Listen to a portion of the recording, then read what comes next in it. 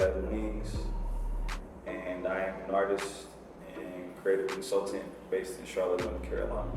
Sports has really informed my personal sense of style, and it's carried over in a lot of different ways. You know, growing up in the early 2000s, mid-90s, early 2000s, formative years, you know, you got obviously Michael Jordan, the icon of all icons. You got Allen Iverson, you got Ken Griffey Jr. You got all of these people. You got Tiger Woods. You got all these people that are making a lifestyle in sport.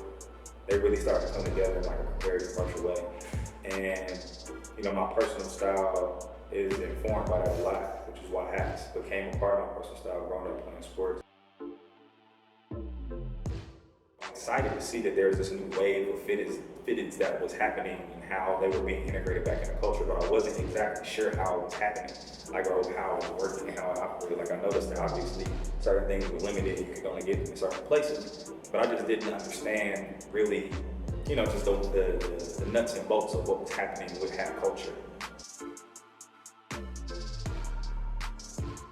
So I met Dave initially in social status. It was actually at like a free game that we did with James. But how we got linked with the creation of the Knights hat, it was at a pop-up that we was hosting for a local creative. March 2021. Told me, look, I want to do something for the city. The city doesn't have an official hat like a New York Yankee or White Sox. We don't have that in Charlotte. He's like, I want to, you know, that's what I'm shooting for. You could tell it was something passion driven for him, like a dream come true in a sense. This is what we want. We want people to come in and share ideas and collaborate and be able to express themselves artistically through our channel. With Gio, I started asking, I asked him that night, I asked him, yo, like, I see Fitted Hats going crazy right now, like, I'm just trying to figure out what's going on with it, like, how does it work, like, what's going on? And he gave me a whole rundown, A to Z. Having that conversation, you know, it was just good energy. So I was, you know what I mean, I pulled back up to the shop, we had another conversation, and then it was just kind of like a kindred spirit type of moment. Me and Gio just had a real good conversation. And then he was like, yo, we should do a collab, we should do something. And I was like, you know, I was like, yo, I want to do something for the city. I want to do fitted, you know what I'm saying, with the Knights. You know what I mean? We can do, you know, minor league. He's like, yeah, it's no problem. I'm definitely minor league. So I want to just like, you know, create it and drop it. You know what I'm saying? Like, we right here in the city. I want to find a way to collaborate with the team on the release and on the launch. Like, I want it to be like official in that sense. You know what I'm saying? Like, I want to help bridge a gap between like a large, you know, entity in terms of a semi-pro sports team and like what's happening with culture for real in the city. Like, I want that bridge to be built. To design the hat, I was digging into like all of the inspiration that I could find, all of the older stuff that I could find, looking at what stories could be told. There was a jersey from the 1990-91 season that they wore. It was black, royal blue, a little bit like a peach or like a lighter color in there too, and white. It had a lot of stripes, and I was like, yo, this is dope. Yeah, I just workshopped that back and forth with you. I was like, yo, these colors are dope. Purple and teal is kind of like an overdone thing for like Charlotte's the first thing you can think of because of the Hornets. But like, I thought if it was done tastefully, then it could be done, you know what I mean, in a way that people would really be able to appreciate. Another interesting thing is just the fact that that jersey was retro in 2013 by the team. They wore it on the 90s night. So 2013 was the year that I graduated from Winston-Salem State University and came back to the city.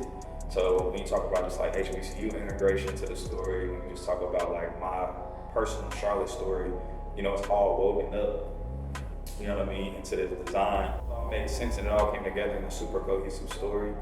And I'm happy that it's finally here and that the collaboration actually happened and we were able to get the team on board. And you know, I'm looking forward to building a longer partnership with the Knights as well. This is just the first step in us, you know, creating a bigger platform for Charlotte creatives to be able to collaborate with the Charlotte Knights and the community that they build around the sport of baseball and Charlotte. HBCUs are like the biggest producers of like black lawyers, black doctors, all of your like quote unquote like respected professions. But there's a lot of creative talent and a lot of culture like globally that comes and it's started at HBCUs. Like, where there's dances or specific styles on the way that people dress. A lot of that creativity, it starts on campuses at HBCU because black culture is really like a linchpin in creating global culture. So it's only going to be natural that if you have a space where you have a bunch of young black people that new culture is going to be created. HBCU students and the HBCU community to really understand that like what you're producing, what you're doing is impacting the world, and you know, it's up to you to create space for yourself to own what that impact looks like. Because again, like we are impacting the world from a technical perspective with some of the jobs and like trade-based things through like actual like culture and the way things are moving forward creatively globally. So hopefully it's an inspiration, and it can let people know exactly what we're capable of moving forward. In a city like Charlotte that is growing very quickly, there are a lot of moving parts, but if you put yourself out there and you start to just get to know different people and jump into different communities and jump into different sectors and start to just know that there's more than what you know, and start to insert yourself into different spaces, like just pull that thread and like just keep pulling, you know what I mean? You'll start to see that like there's more than what meets the eye, and that goes for both sides, whether you're in like kind of the business community or some other kind of formalized community, or the municipal side of things in terms of government and all those sorts of things, or whether you're creative and artist. Like these things have to interact for us to be able to move things forward for the city to grow. Like in terms of them coming together, it's just wanting people to understand both sides. Like I want you to understand how arts is funded by the city so that you can participate should you want. I want you to understand the resources that the city has for small businesses, because if you're an artist, you have the ability, if you represent yourself correctly, you can take care of the proper paperwork, you get an LLC, you get a tax EIN, etc. You can take on the benefits that you see small businesses taking on, because that's your business, you sell art. So a lot of it is just, again, wanting people to understand what's possible and understand what's out there so they can make the best decision for themselves.